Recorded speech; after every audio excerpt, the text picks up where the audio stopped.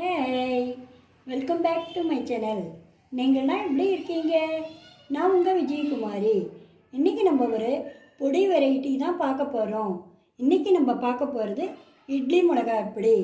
Current இல்லாத சமயத்தில் உங்களுக்கு சட்னி அரைக்க முடியாத நேரத்தில் இந்த பொடி பண்ணி வச்சுட்டிங்கன்னா அவசரத்துக்கு ரொம்ப இதை சாப்பிடவும் டேஸ்ட்டாக இருக்கும், குயிக்காகவும் பண்ணிடலாம்.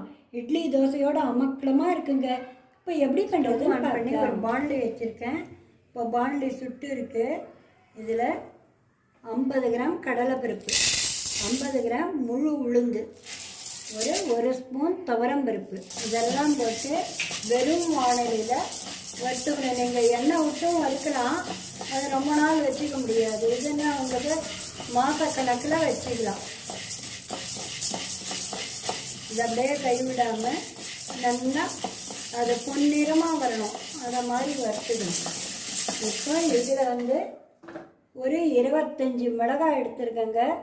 நீங்கள் எவ்வளோ பருப்பு போட்டுக்கிறீங்களோ அதுக்கேற்ற மாதிரி போட்டுருங்க. நான் 25 மிளகாய் போட்டுக்கிறேன். அதில் ஒரு டேபிள் ஸ்பூன் வெள்ளை எள்ளு, ஒரு புடி பச்சை கருவேப்பிலை. கருவேப்பிலை போட்டால் நல்லா வாசனையாகவும் இருக்கும். அதில் அயன் இருக்கிறதுனால கருவேப்பிலெல்லாம் போட்டு நல்லா இதை பொன்னிறமாக வறுத்துக்கணும். ஏற்கனவே என் சேனலில் சாம்பார் மிளகா பொடி, ரசப்பொடி, கஞ்சிப்பொடி இதெல்லாம் போட்டுக்கோங்க. நீங்கள் ஃபஸ்ட் டைம் பார்க்குறவாளாக இருந்தால் பார்த்து சப்ஸ்கிரைப் பண்ணுங்கள். உங்கள் ஃப்ரெண்டுக்கும் எல்லாருக்கும் சொல்லி கமெண்ட்டும் எங்களுக்கு சொல்லிவிடுங்க, ஷேரும் பண்ணுங்கள். இப்போ பருப்பெல்லாம் பொன்னிறமாக ஆகியிருக்கு. இதில் 50 கிராம் வறுத்து தோல் நீக்கிய வேர்க்கடலை அதை போட்டுக்கிறேன். நீங்கள் பச்சை வேர்க்கடலைன்னா முதல்ல பருப்பு வறுக்கிச்சே போட்டுங்க. ஒரு ஸ்பூன் பெருங்காயப்பொடி போட்டாதாங்க நல்லா வாசனையாக இருக்கும். அதுக்கு 1.25 ஸ்பூன் உப்பு. இதெல்லாம் போட்டு ஒரு 2 நிமிஷம் வறுத்துக்கணும். எல்லாம் சேர்ந்து நல்லா வறுத்தாச்சு.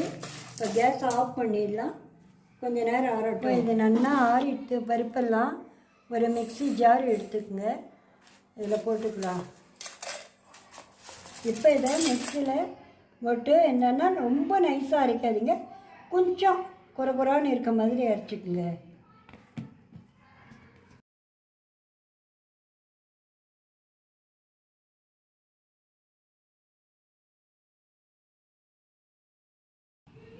சுவையான இட்லி மிளகாய் பொடி ரெடி. இதை பாருங்க, இதை மாதிரி தான் குறைன்னு அரைச்சிக்கணும். இதில் ஒரு ஸ்பூன் போட்டுன்னு நல்லெண்ணெய் விட்டு குழைச்சிட்டு இட்லி தோசையோடு தொட்டு கலந்து சாப்பிட்டா சூப்பராக இருக்குங்க. நீங்கள் இதை ஃபஸ்ட் டைம் பார்க்குறவளாக இருந்தால் மறக்காமல் சப்ஸ்கிரைப் பண்ணுங்கள். நீங்களும் இதை ட்ரை பண்ணி பார்த்துட்டு எப்படி இருக்குன்னு சொல்லுங்கள். தேங்க்யூ.